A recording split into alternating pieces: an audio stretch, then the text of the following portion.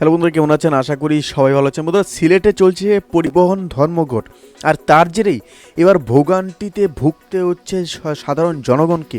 এরকমই বড় আপডেট কিন্তু আমাদের সামনে আসছে। আর বর্তমানে সিলেটে যে পরিমাণে ধর্মঘট এবং পরিবহন যে ধর্মঘট চলছে তার জেরেই কিন্তু এবার নাস্তানাবুদ হচ্ছে জনগণ।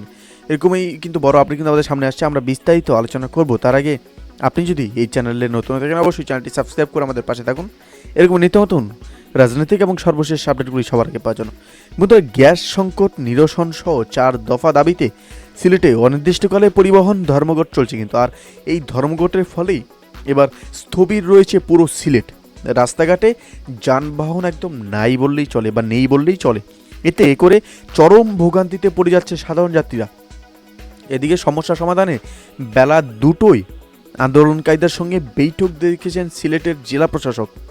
জানা গেছে যে বুধবার ভোর 6টা থেকেই শুরু হয় অনির্দিষ্টকালের জন্য এই কর্মবিরতি। এতে করে সকাল থেকেই সিলেটের সড়কগুলো একদম ফাঁকা।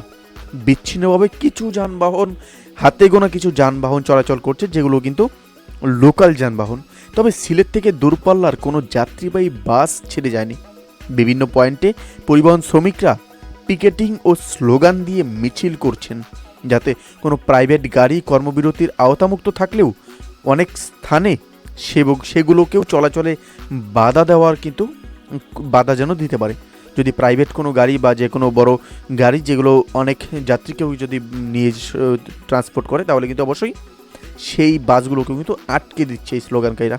সরেজমিন নগরের বিভিন্ন এলাকা ও দক্ষিণ সুরমা উপজেলা ঘুরে দেখা গেছে সীমিত পরিসরে যানবাহন চলাচল কিন্তু করায় সড়কগুলো কিন্তু বর্তমানে ফাঁকা। আর নগরের দক্ষিণ সুরমার কেন্দ্রীয় বাস টার্মিনালে বাসগুলো দাঁড়ি করিয়ে রাখা, যেখানে কিন্তু কোনো বাস গন্তব্যের উদ্দেশ্যে ছেড়ে যায়নি। আর অনেক যাত্রী বাস টার্মিনাল এলাকায় গিয়েও গন্তব্যে না পৌঁছতে পেরে ফিরে যাচ্ছেন বাড়ি। এবার নগরের হুমায়ুন রশিদ চত্বর এলাকায় দেখা গেছে অনেক যানবাহনের জন্য ঘন্টার বেশি সময় ধরে অপেক্ষা করছেন। যানবাহন না পেয়ে অনেকে মোটর সাইকেলে করে গন্তব্যে পৌঁছানোর চেষ্টা করছেন। আর তাতেই কিন্তু নাস্তানাবুদ হচ্ছে জনগণ। এরকম কিন্তু বড় কিন্তু আপডেট, এবং কিন্তু নাস্তানাবুদ নাকচ হচ্ছে কিন্তু যানবাহন পরিষেবা। আর এতে কিন্তু ভয়াবহ কিন্তু পরিস্থিতি সৃষ্টি হচ্ছে। বন্ধুরা, এই বিষয়ে আপনাদের কি মতামত সেটি অবশ্যই আমাদের কমেন্ট করে জানাতে ভুলবেন না।